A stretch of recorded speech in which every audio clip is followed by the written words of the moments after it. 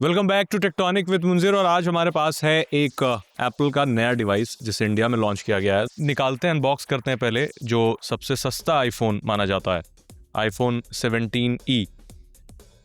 17E अभी है, 16E से पहले लॉन्च हुआ था। तो E सीरीज़ क्या है, क्यों है, ये तो बताऊंगा ही, क्योंकि रिसेंटली मैंने पिक्सल 10A का रिव्यू किया है आप लोगों के लिए। तो A, E, S ये सब क्यों होते हैं, पहले ओपन कर लेते हैं। बॉक्स में तो ज़्यादा कुछ मिलता नहीं है, इसी वजह से मैंने अनबॉक्सिंग कई सालों से करनी छोड़ दी है। डायरेक्ट फ़ोन का रिव्यू करता हूँ, बट चलो ठीक है, इस बार कर लेते हैं अनबॉक्सिंग।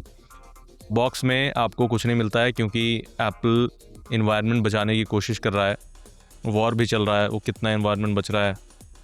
पिंक कलर का आईफोन है मेरे पास, तो ये थोड़ा अनएक्सपेक्टेड था। एंड देन क्योंकि जो ई सीरीज़ के फ़ोन होते हैं, आईफोन 17E, 16E, तो कलर में थोड़ा सा अलग वेरिएशन होता है। इट्स लाइक सॉफ्ट पिंक कह सकते हैं, not so pink, light pink.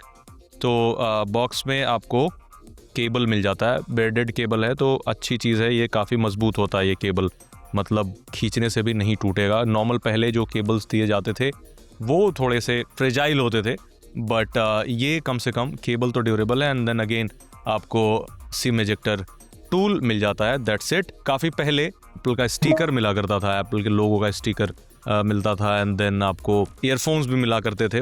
पुरानी बात हो गई, बहुत पुरानी बात हो गई, अब तो पिछले कुछ समय से कुछ नहीं मिलता। एंड देन आप इसे ओपन करते हो यहाँ पर एक, एंड सबसे पहली चीज़ जो आप नोटिस करते हैं इसमें डायनेमिक आइलैंड नहीं है। डायनेमिक आइलैंड यहाँ पे नॉच है, नॉर्मल नॉच है, बट अगेन आपको इस फ़ोन में एक्शन बटन भी मिलता है। तो बहुत सारी चीज़ मिलती हैं इस फ़ोन में जो इसे एक इस कैटेगरी में एक अच्छा फ़ोन बनाते हैं। मैं बार बार बजट फ़ोन बोल रहा हूँ, but Indian point of view से देखें, इंडियन कंज्यूमर्स के हिसाब से देखें, तो हम 60-70 हज़ार रुपये वाले फ़ोन को बजट फ़ोन नहीं कह सकते। बट चूँकि एप्पल की मार्केटिंग ऐसी है, या फिर एप्पल के जो प्रोडक्ट हैं इतने महंगे होते हैं, तो उस हिसाब से चूँकि 1,30,000 रुपये का 17 Pro है, तो अगर 17E आपको 65,000 मिल जाता है तो उस हिसाब से कंपनी इसे अफोर्डेबल सेगमेंट में मानती है। तो सेटअप कर लेते हैं इसे, और फिर आपको इसके फीचर्स के बारे में बताता हूँ, क्या दिया गया है, हार्डवेयर क्या है, एंड देन सॉफ्टवेयर में क्या क्या बदलाव हुए हैं। सबसे बड़ा सवाल अभी लोगों के पास यही है इस फ़ोन को लॉन्च होने के बाद, कि अगर इतने प्राइस में आप ये फ़ोन ख़रीद रहे हैं तो आपके पास दो और ऑप्शन हैं। एक आपके पास आईफोन 17 खरीदने का ऑप्शन है, दूसरा ऑप्शन 16E का भी है। तो साइड बाय साइड मैं एक रफ कंपैरिजन आपको देता चलूंगा, सॉफ्टवेयर और हार्डवेयर में क्या क्या बदला है। बने रहें, पूरा वीडियो आखिर तक जरूर देखें। फ़ोन सेटअप हो चुका है और अब मैं आपको बताता हूं कि इस फ़ोन में क्या खास है, आपको खरीदना चाहिए नहीं खरीदना चाहिए, एक तरह का वर्डिक्ट। स्टिल चूंकि बहुत सारी चीज़ें ट्राइड एंड टेस्टेड है ऑलरेडी, लाइक A19 जो इसमें चिपसेट दिया गया है, जो 3nm आर्किटेक्चर का है। एंड देन डिस्प्ले आपको इस बार ज़्यादा मजबूत डिस्प्ले दी गई है अब पिछली बार के मुकाबले। क्या चीज़ नहीं है वो चीज़ भी मैं आपको बताता हूँ। डायनेमिक आइलैंड काफ़ी लोग एक्सपेक्ट कर रहे थे कि इस बार डायनेमिक आइलैंड दिया जाएगा, बट वो नहीं है।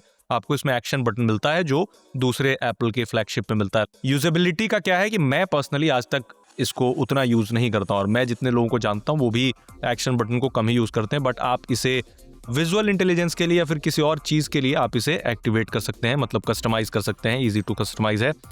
दूसरी चीज़, इसकी जो डिस्प्ले है काफ़ी अच्छा, मतलब it's a very bright, very colourful. आप बाहर भी अगर आप यूज़ कर रहे हो आउटडोर में तो आपको कोई परेशानी नहीं आने वाली है। ब्राइटनेस इतना एनफ है तो उसमें आपको कोई प्रॉब्लम नहीं होगी। फेस आईडी है क्योंकि आपको यहाँ पर नॉच दिया गया है, और इस बार आपको इसमें मैगसेफ कंपैटिबल ये फ़ोन है, यानी आप मैगसेफ एक्सेसरीज इसके साथ यूज़ कर सकते हैं। कैमरा एक है, 48 मेगापिक्सल का फ्यूजन कैमरा है।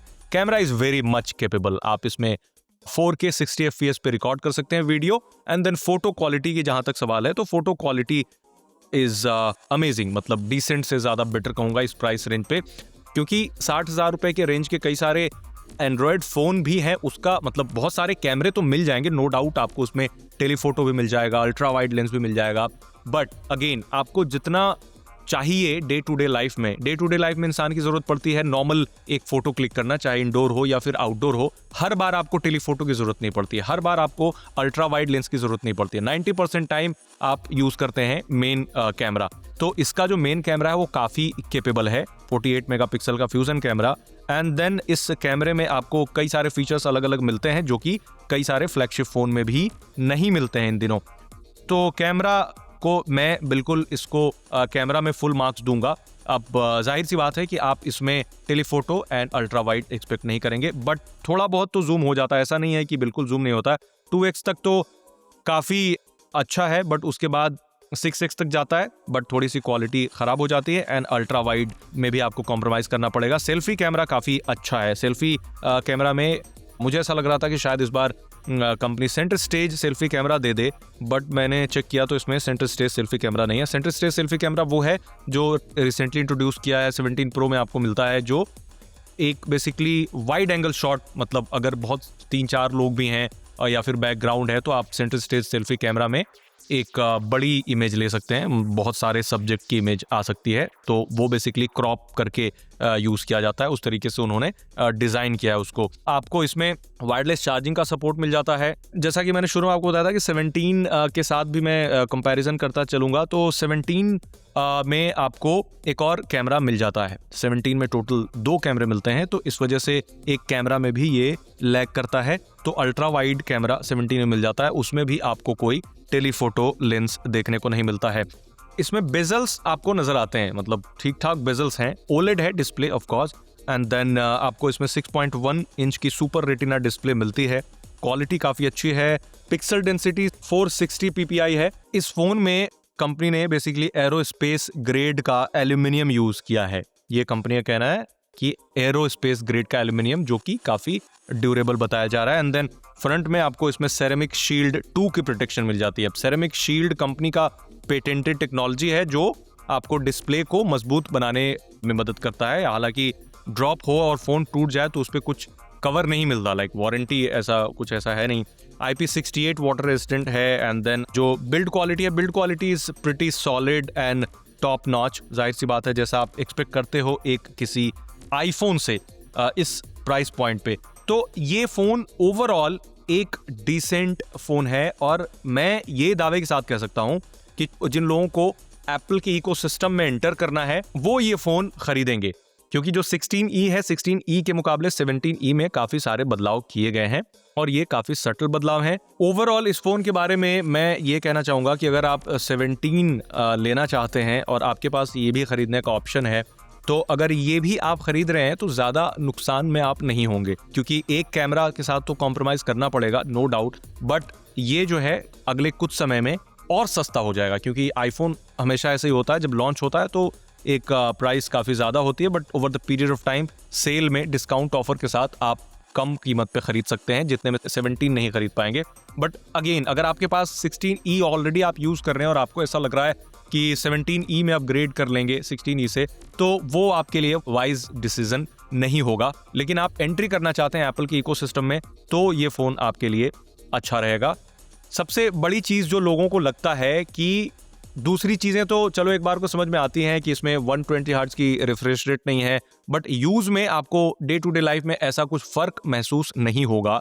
ये काफ़ी पहले से कहता आ रहा हूँ, बट अगेन मैं हमेशा से ये भी कहता आ रहा हूँ कि अब चूंकि हम 2026 में आ चुके हैं ऑलरेडी, और सस्ते फ़ोन तो नहीं ही हैं, तो कंपनी को एटलीस्ट 120 हर्ट्ज़ की डिस्प्ले, रिफ्रेश रेट वाली डिस्प्ले तो देनी ही चाहिए थी। उसमें कोई कॉम्प्रोमाइज़ करने की ज़रूरत नहीं थी। हालांकि वो कोई डील ब्रेकर आपके लिए नहीं है कि हाई रिफ्रेश रेट नहीं है तो कैसा कुछ स्लो होगा, बिकॉज इनके प्रोसेसर इतने केपेबल होते हैं कि इनकी लॉन्जिविटी बहुत अच्छी होती है, 4 साल 5 साल बिल्कुल कोई प्रॉब्लम नहीं होती यूज़ करने में। और यही एप्पल के फ़ोन्स इतने ज़्यादा इस वजह से बिकते हैं, बिकॉज वी ऑल नो कि कुछ इसमें अभी भी जितनी चीज़ें बताई मैंने, कुछ ऐसा नहीं बताया जो किसी और फ़ोन में एग्जिस्ट नहीं करता। सब कुछ अलग अलग फ़ोन में है ऑलरेडी, तो इसकी एक लॉन्जिविटी जो फैक्टर है वो बहुत अच्छा है। लाइक रीसेल वैल्यू भी अच्छी होती है अगर आप फ़ोन बेच रहे हैं मार्केट में, क्योंकि सेकेंड हैंड मार्केट में भी इसका अच्छा एक वैल्यू होता है। तो इन सब वजहों को मिला करके अभी भी एप्पल अच्छा कर रहा है। इनफैक्ट अभी भी क्या, इंडिया में मार्केट शेयर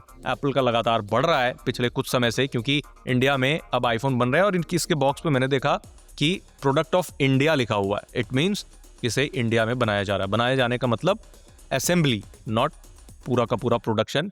आई होप एक दिन पूरा का पूरा 100% प्रोडक्शन भी हो। आप हमें कमेंट में बताएं कि आपको iPhone 17e कैसा लगा। तो ये एक क्विक रिव्यू था मेरी तरफ से, इसे आप फुल रिव्यू बिल्कुल ना माने। फुल रिव्यू के लिए आप आजतक.in वेबसाइट पे आके पढ़ लें, क्योंकि वीडियो की एक लिमिटेशन होती है कि उसमें हर चीज़ नहीं बताई जा सकती।